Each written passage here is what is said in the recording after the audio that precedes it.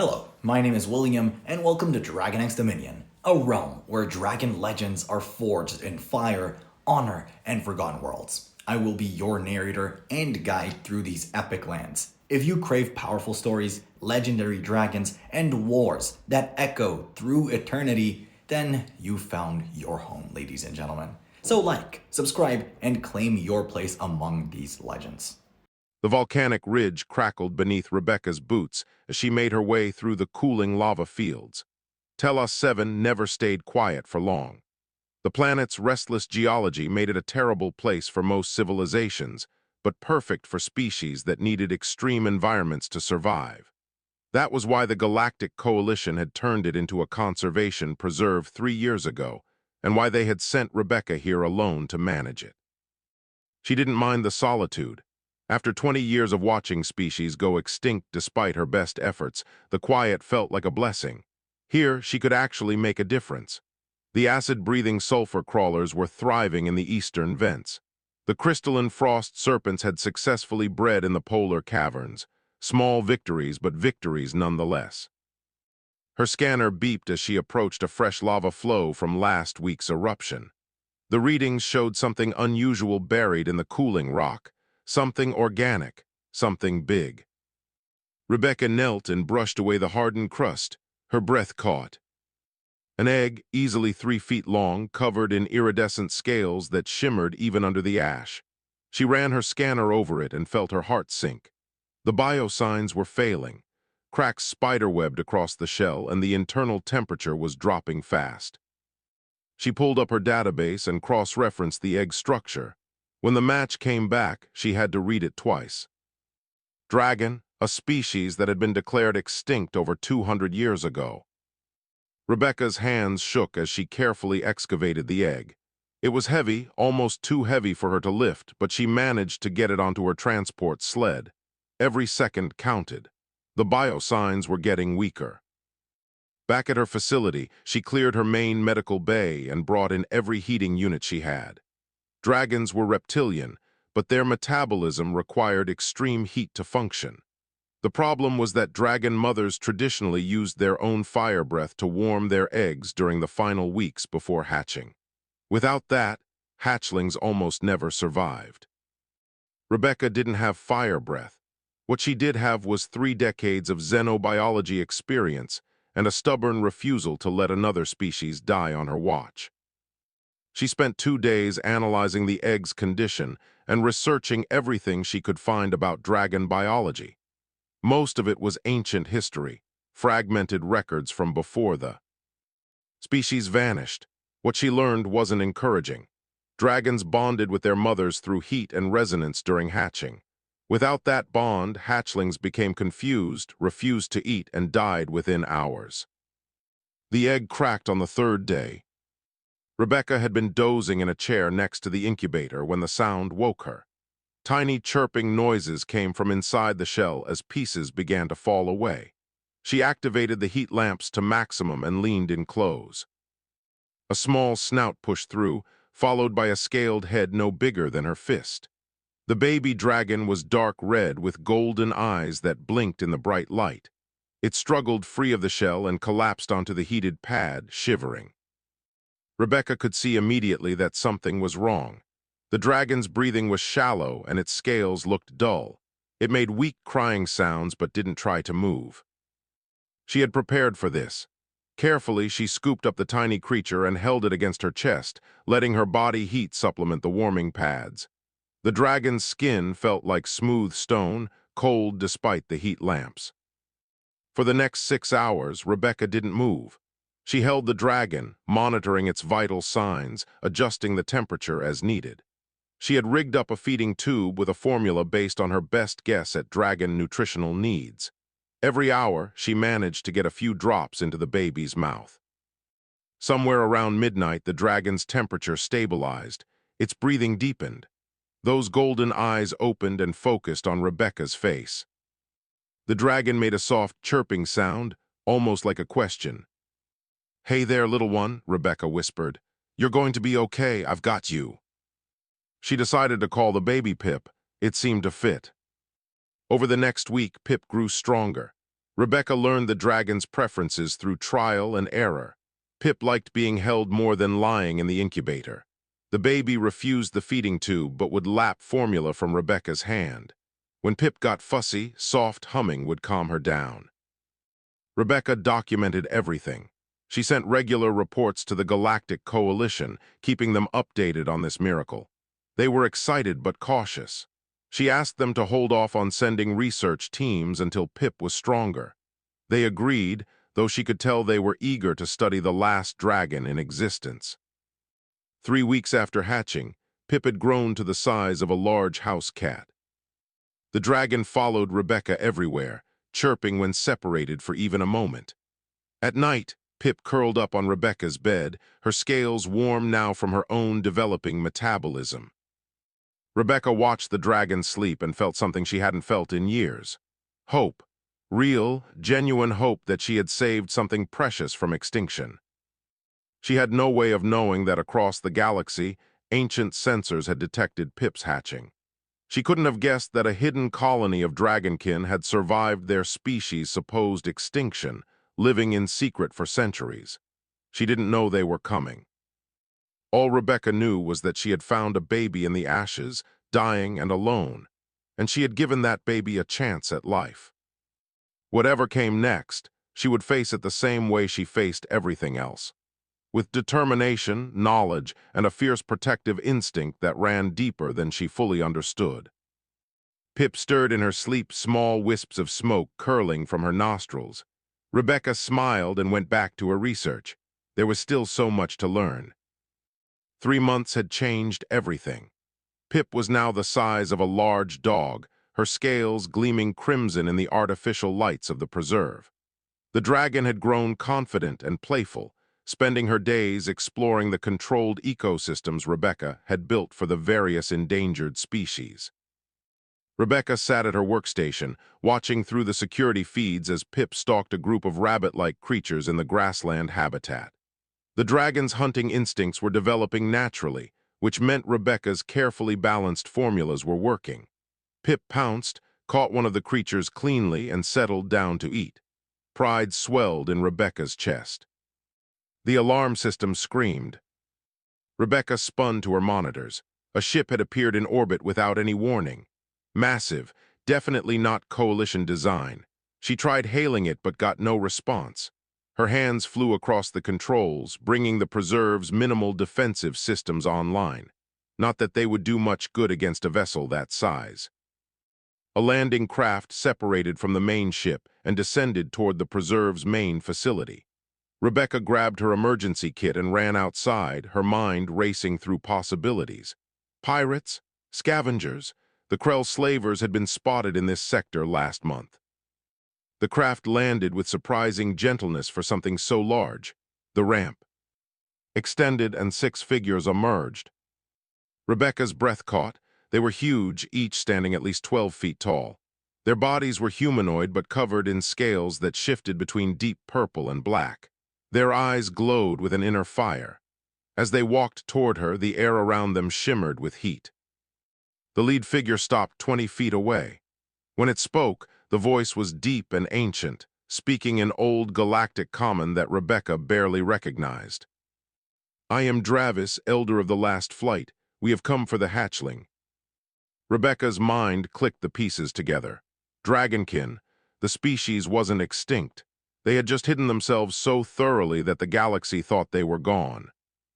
"You're here for Pip," she said, keeping her voice steady.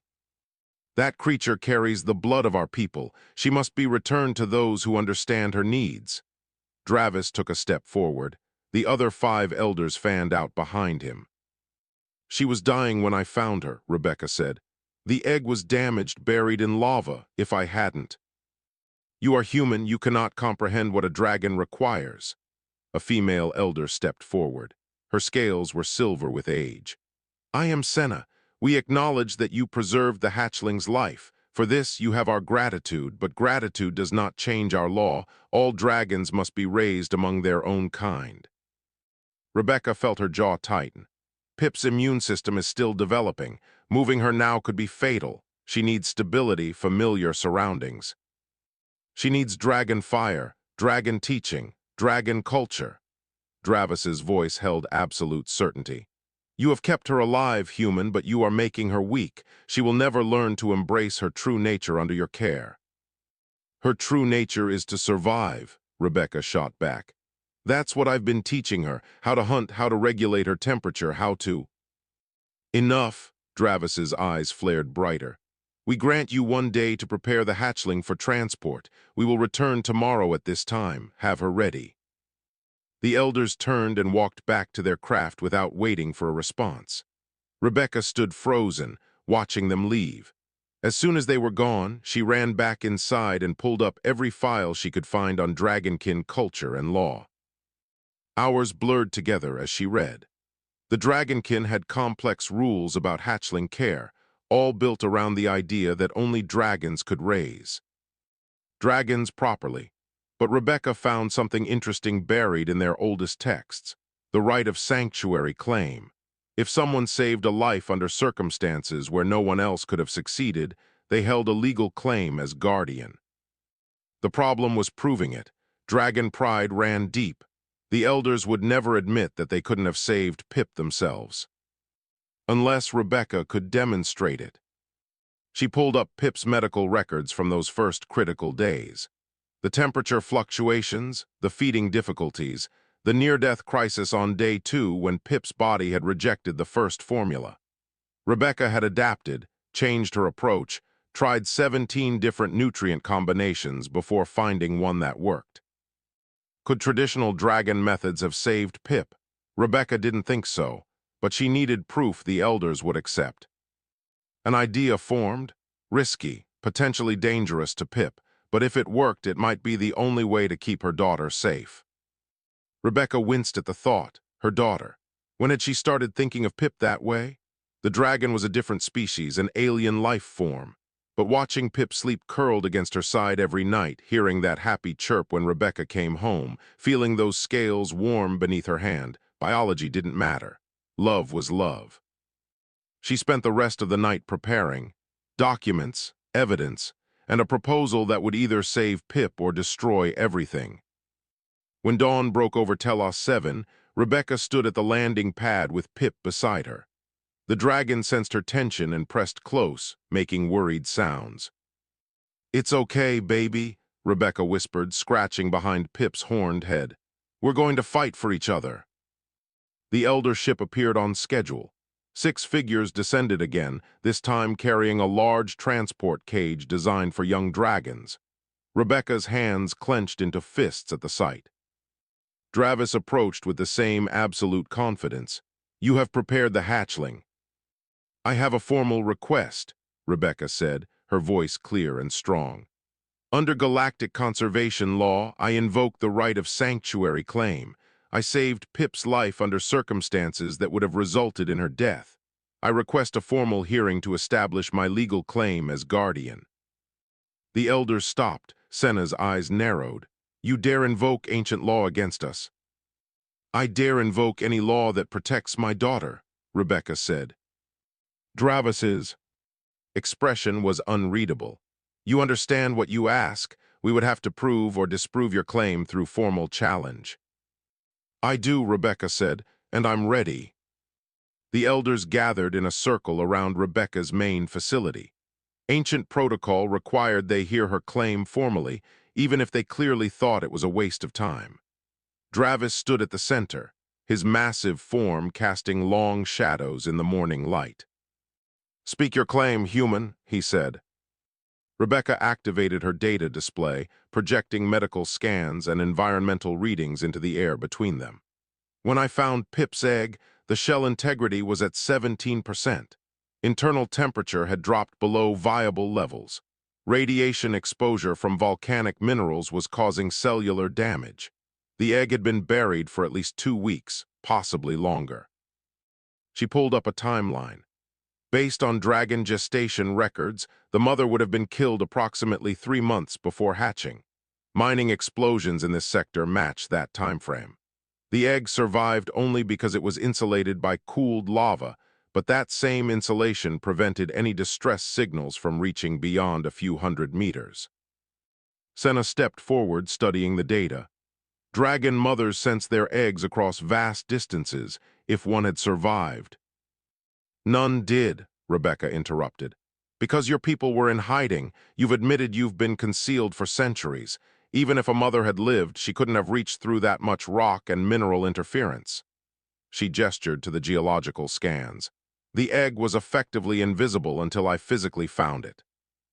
Dravis's eyes narrowed. You claim rescue, but maintaining life is different from providing what a dragon needs. Rebecca pulled up the next set of files. Pip's first 72 hours were critical. Her metabolism required constant heat regulation within a 2-degree range. Traditional dragon fire warming would have been too intense for a damaged hatchling. I had to use precise thermal controls, adjusting every 6 hours based on her response. The images showed Pip's struggle during those early days. The baby dragon's vital signs dipping, Rebecca working through the night, the careful calibration of equipment. She refused all feeding attempts initially, Rebecca continued. Dragon hatchlings typically feed from their mother's regurgitated meat, pre-warmed and partially digested. I had to develop 17 different formulas before finding one her damaged digestive system could process. Any dragon elder could have adapted, Dravis said, but his voice held less certainty. Could you, Rebecca met his eyes, prove it? Silence fell over the gathering. What do you propose? Senna asked quietly. Let Pip stay in your care for 24 hours. Use only traditional dragon methods. If she thrives, I'll surrender my claim. If her health declines, you acknowledge that my methods saved her when traditional approaches would have failed. The elders exchanged glances. Rebecca could see their pride warring with their intelligence. To refuse would be to admit doubt. To accept risked proving a human right. Agreed, Dravis finally said. But know this, human, when we succeed, you will have no further claim to the hatchling. They prepared a traditional hatching nest in one of the preserve's larger chambers. Heated rocks arranged in specific patterns. Raw meat from Rebecca's protein stores. The elders would take turns maintaining the fire warmth that dragon young required. Rebecca's heart broke as she carried Pip to the nest. The dragon chirped in confusion, not understanding why her mother was leaving her with strangers. It's okay, baby, Rebecca whispered, fighting tears. I'll be right outside, I promise. She stepped back and let the elders take over. Dravis transformed partially, his body lengthening and scales thickening. He breathed a gentle stream of fire over the warming rocks, bringing them to the proper temperature. Senna offered Pip raw meat, torn into pieces a hatchling could manage. Pip looked at the food, then back toward the door where Rebecca had gone. The dragon made a crying sound. Rebecca watched through monitors in her office, her hands clenched so tight her knuckles were white. She wanted to trust the elders. They were Pip's own kind, but every instinct screamed at her to go back, to take Pip away from this test. The first 6 hours went smoothly. Pip ate some of the meat, though less than normal. The dragon napped on the heated rocks. The elders seemed satisfied. Hour 8 brought the first problem. Pip woke from a nightmare, a common occurrence that Rebecca usually handled with soft humming and gentle touches. The elders tried to soothe her with dragon songs, deep rumbling sounds that should have been comforting. Pip only cried harder. Hour 12 saw Pip's appetite drop to nothing. She refused all food, turning her head away from even the choicest cuts. Elder Dravis insisted this was normal adjustment behavior. Rebecca bit her tongue and watched the monitors. By hour 15, Pip was lethargic. She lay on the rocks without moving, her eyes half closed. Rebecca checked the temperature readings. The rocks were at perfect traditional levels, but Pip's own body temperature was starting to climb. Hour 20 brought crisis. Pip's temperature spiked to dangerous levels. She began shaking, scales losing their luster. The elders tried cooling her with traditional methods, moving her away from the heat sources and using gentle water misting. It made things worse. Senna appeared at Rebecca's door. You may intervene, the elder said quietly. We cannot determine why she sickens. Rebecca grabbed her medical kit and ran. She found Pip convulsing on the stones, the other elders standing back in uncertainty. Rebecca didn't hesitate.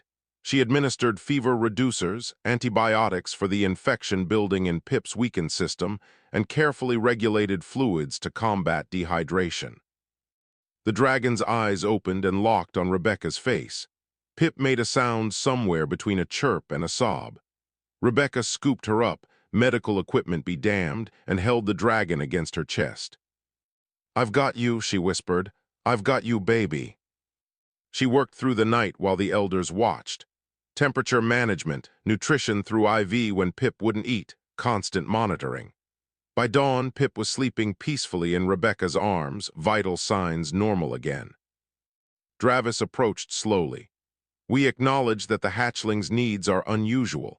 Her early trauma has made her dependent on methods we do not practice." "She needs her mother," Rebecca said simply, "the one who's been there since day one." Senna nodded. "We propose compromise. You may keep the hatchling until she reaches juvenile age. 2 years. Then she must join our colony to learn our ways." Rebecca wanted to argue. 2 years wasn't enough, but looking at the elders' faces, she knew this was the best she would get. Agreed. The elders prepared to leave at midday, their business concluded.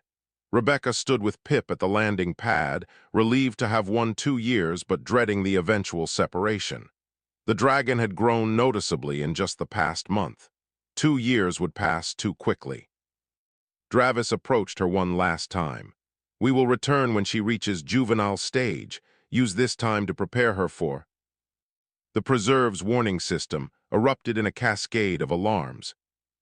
3 ships dropped out of hyperspace at the edge of the system. Large combat vessels with weapon signatures that made Rebecca's basic scanners scream warnings. She recognized the design immediately. Krell warships. "Get to cover," Dravis commanded, already moving toward his landing craft. Rebecca scooped up Pip and ran for the main facility. Behind her, she heard the elders shouting orders in their ancient language. The ground shook as the Dragonkin's ship powered up its defensive systems. Inside her command center, Rebecca pulled up tactical displays. The Krell ships were launching smaller attack craft, dozens of them spreading out in attack formation. Some were heading for the Elder ship, others were coming straight for the preserve. "Why are they here?" Rebecca muttered, running threat assessments. Her computer answered with a probability analysis.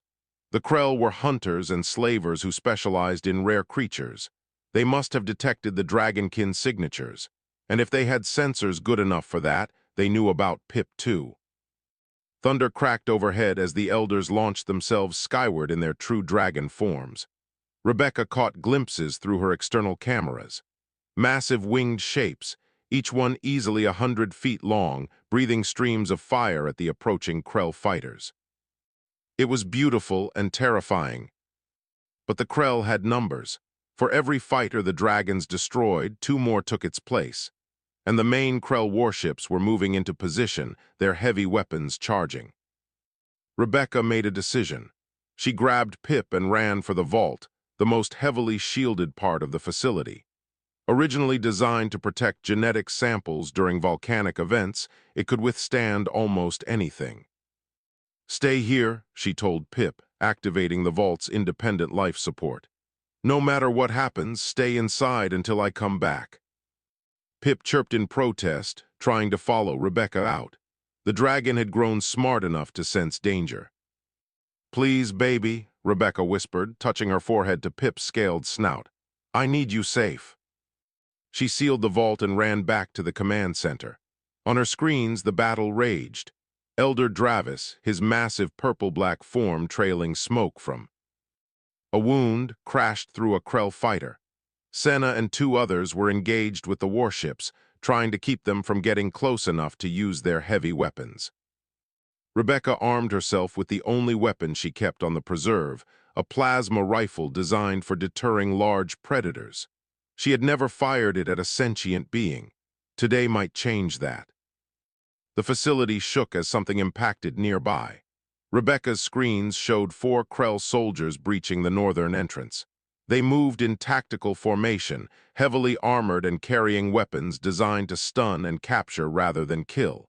They weren't here to destroy, they were here to collect.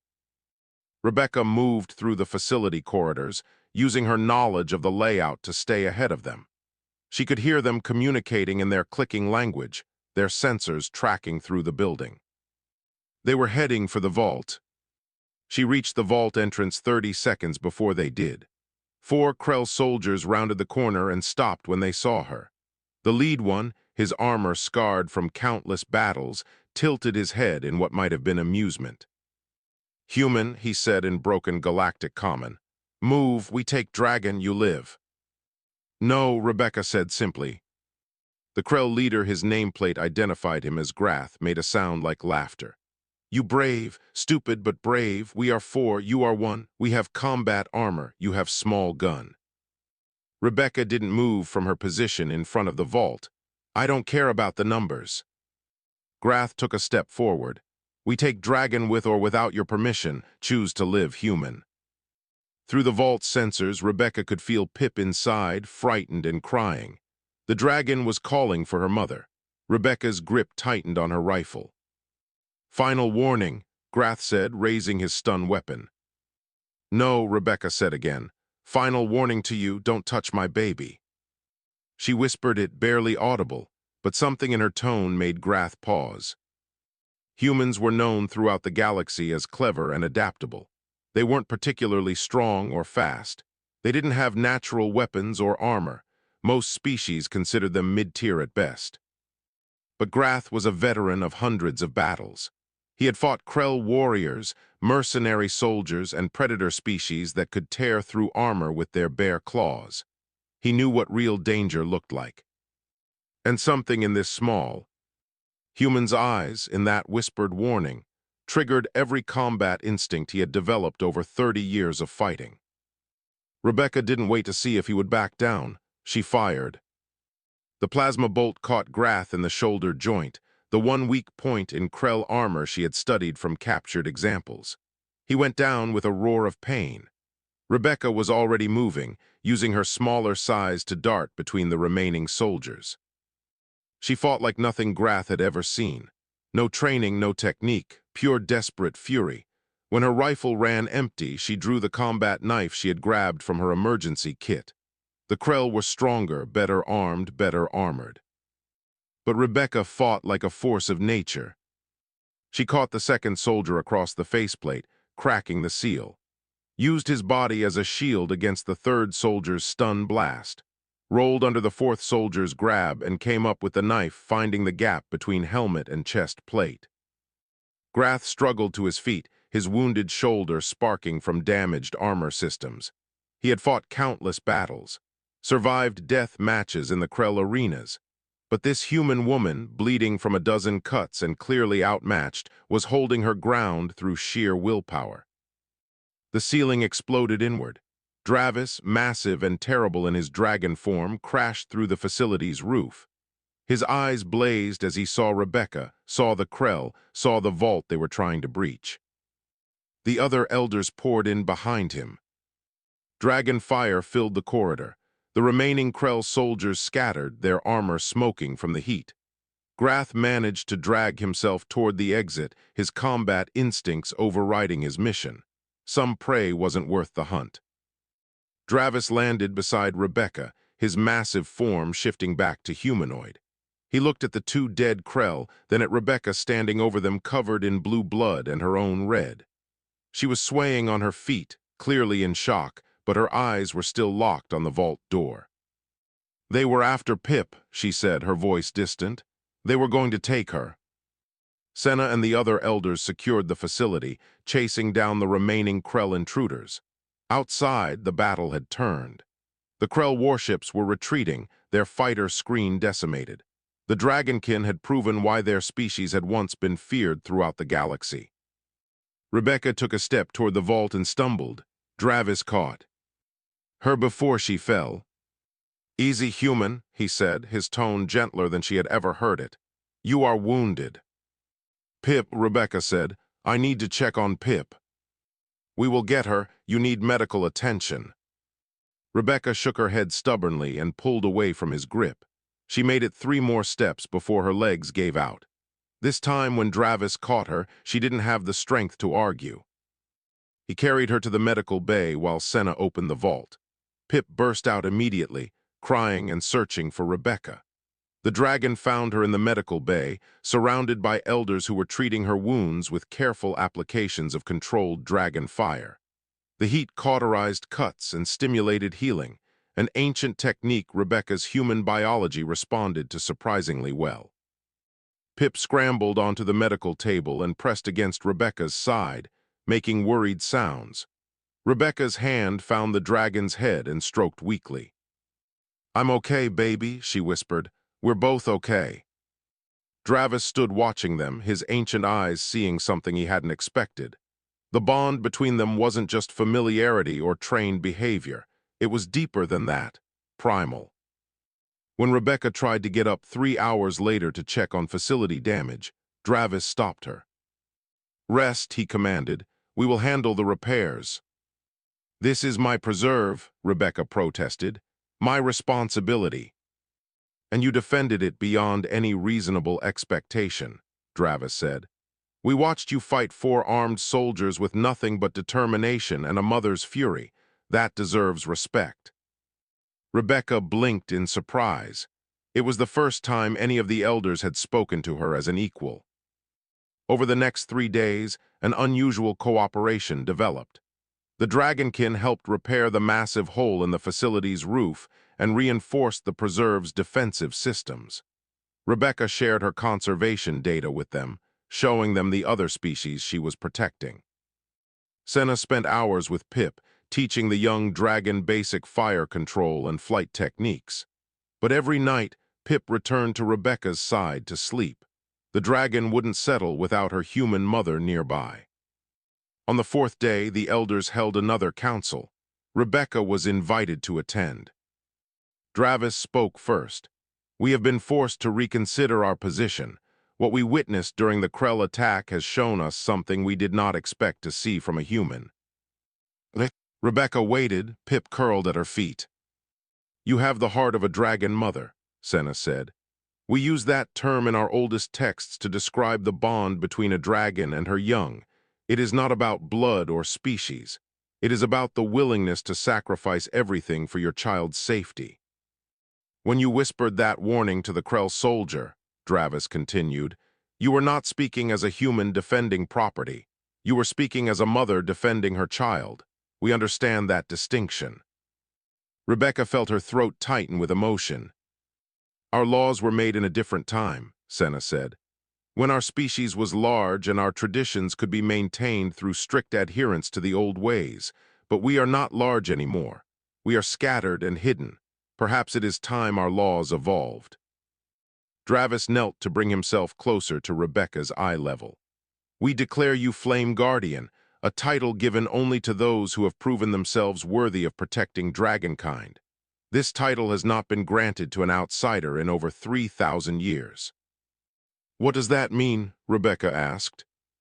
"It means we recognize you as Pip's true mother," Senna said. "When she reaches juvenile age, the choice of whether to join our colony will be hers, not ours to command." Rebecca's eyes widened. "You're giving her a choice." "We are acknowledging reality," Dravis said. "She has bonded with you in a way that cannot be broken without destroying part of who she is. To force her away would be cruelty, and we are not cruel." "But," Senna added, "we ask that you allow us to teach her our ways, to visit regularly so she learns her heritage and culture. She should know both worlds before she chooses." Rebecca nodded, tears streaming down her face. "Yes, of course, she should know where she comes from." "There is more," Dravis said. "We propose an alliance. This preserve could be expanded. We will help you protect endangered species throughout the galaxy. In return, you share your knowledge with us. We learn from each other." "You want to come out of hiding?" Rebecca asked. "The galaxy believes us extinct," Senna said. "That worked when we needed to hide and rebuild, but the Krell found us. Others will too. Better to step into the light on our own terms as protectors rather than refugees." Rebecca looked down at Pip, who had woken and was watching the proceedings with intelligent golden eyes. The dragon chirped softly, a sound Rebecca had learned meant contentment. "I think," Rebecca said slowly, "that sounds like a good plan." Dravis smiled, showing teeth. "Then we have an accord, Flame Guardian. Your daughter will grow knowing both her human mother and her dragon heritage. And together, we will ensure no species faces extinction while we have the power to prevent it." Rebecca reached down and scratched behind Pip's horns. The dragon purred, a sound like distant thunder. For the first time since finding that egg in the lava, Rebecca felt like the future held something better than just survival. It held hope. 6 months passed like a dream Rebecca sometimes feared she would wake from. The preserve had transformed from a lonely outpost into a thriving hub of activity. Dragonkin came and went freely now, bringing endangered species from across the galaxy. Word had spread through conservation networks that something special was happening on Telos 7. Pip had grown substantially. The dragon was now the size of a small horse, her wings strong enough for sustained flight. Every morning, Rebecca watched Pip soar through the volcanic skies with visiting young dragons from the hidden colony. Every night, Pip returned to curl up in Rebecca's quarters, still needing her mother close. The Galactic Coalition had officially recognized the Dragonkin's emergence from hiding and designated the preserve as a protected cultural exchange site. Funding increased. Scientists arrived to study and learn. But Rebecca made sure the focus stayed on conservation, not curiosity. Today, a group of 5 juvenile dragons were visiting for the week. Pip led them on hunts through the grassland habitats, showing off skills she had learned from both Rebecca and the elders. Rebecca watched from her observation platform, a cup of coffee growing cold in her hands. Dravis landed beside her, his transformation from dragon to humanoid form smooth with practice. "She is thriving," he said, following Rebecca's gaze. "She is," Rebecca agreed. "Smart, strong, confident, everything I hoped she would become." "And yet you seem troubled." Rebecca sighed. "In 18 months she gets to choose. What if she chooses to leave? What if your colony offers her something I can't?" Dravis was quiet for a moment. "Would you want her to stay if it meant limiting what she could become?" The question hit hard. Rebecca thought about it, really thought. "About it, no," she finally said. "I want whatever makes her happiest, even if that means letting her go." "That," Dravis said, "is why she will always come back to you." Below, Pip noticed Rebecca on the platform and called out, a sound like distant bells. Rebecca waved back. "She asked me yesterday about joining the colony for advanced flight training," Rebecca said. 3 months with your aerial masters." "What did you tell her?" "I said yes." Rebecca smiled despite the ache in her chest. "She needs to spread her wings, literally and figuratively." Senna joined them, settling into a resting position that still towered over Rebecca. "The Coalition representatives are here. They wish to discuss expanding the preserve to 3 additional sites." Rebecca nodded. The work continued to grow. Just last week, they had taken in a family of crystal beings whose home world was dying from industrial pollution. The week before, a species of sentient plants that required very specific atmospheric conditions. Every life saved felt like a victory. Every species given a second chance justified all the lonely years Rebecca had spent watching others go extinct. "There is another matter," Senna said carefully. "A human conservation team has requested to join the preserve permanently. They wish to learn our methods."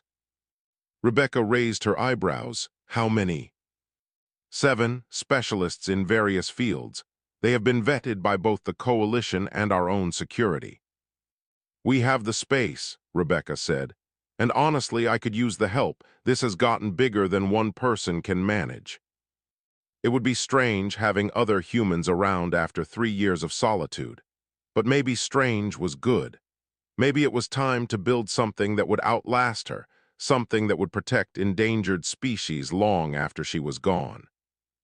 That evening, Rebecca sat in her quarters with Pip's massive head resting on her lap. The dragon was too big now to curl up completely like she used to, but she still tried. Rebecca scratched behind Pip's horns, a habit from when the dragon was small enough to fit in her arms. "I've been thinking," Rebecca said softly, "about what happens when you're grown, really grown." Pip's eyes opened, golden and intelligent. "You might want to live with the colony full-time, or you might want to explore the galaxy. Dragons can live for thousands of years, Pip. You'll have so many adventures ahead of you." The dragon made a questioning sound. "I'm human. I'll live maybe another 40 years if I'm lucky, and that's okay. But I want you to know that whatever you choose, wherever you go, I will always be proud of you. You don't owe me anything." Pip shifted, bringing her head up to look directly at Rebecca. The dragon's expression was hard to read, but then Pip did something she had never done before. She spoke. Not in dragon language or human words, but in a kind of telepathic impression that dragonkin could share with those they were deeply bonded to. Senna had mentioned this ability, but said it was rare, requiring profound connection. The impression was simple but absolute. Home, mother, always. Rebecca felt tears streaming down her face. Yeah, baby, always. 3 weeks later, Rebecca stood at the landing pad watching Pip depart for her advanced training. The dragon took off with 4 other juveniles, their scales gleaming in the sunlight. Pip circled back once, calling out a goodbye, then disappeared into the clouds. The preserve felt too quiet without her. Dravis found Rebecca still standing there an hour later. "She will return," he said gently. "I know," Rebecca said, "but it's practice, isn't it, for the day when she might not?" "Perhaps," Dravis said, "or perhaps it is proof that the strongest bonds are not weakened by distance." Over the following months, the preserve continued to grow. The human team arrived and integrated smoothly. More species were saved. The dragonkin became regular fixtures, their presence no longer a secret but a gift to the galaxy. Pip returned from training larger, faster, and more confident. But the first thing she did upon landing was find Rebecca and press her scaled forehead against her mother's hands. Some bonds, Rebecca learned, transcended species and time. She had saved a dying baby dragon from volcanic ash and given her a chance at life. In return, Pip had given Rebecca something she hadn't had in years: a family, a purpose, a future worth fighting for. And when the sun set over Telos 7, casting the volcanic landscape in shades of red and gold, Rebecca watched Pip soar through the sky and knew that she would do it all again. Every difficult moment, every sacrifice, every whispered threat to anyone who dared threaten her baby. Because that's what mothers did. Human or dragon, it didn't matter. Love was universal, and it was the strongest force. In any galaxy,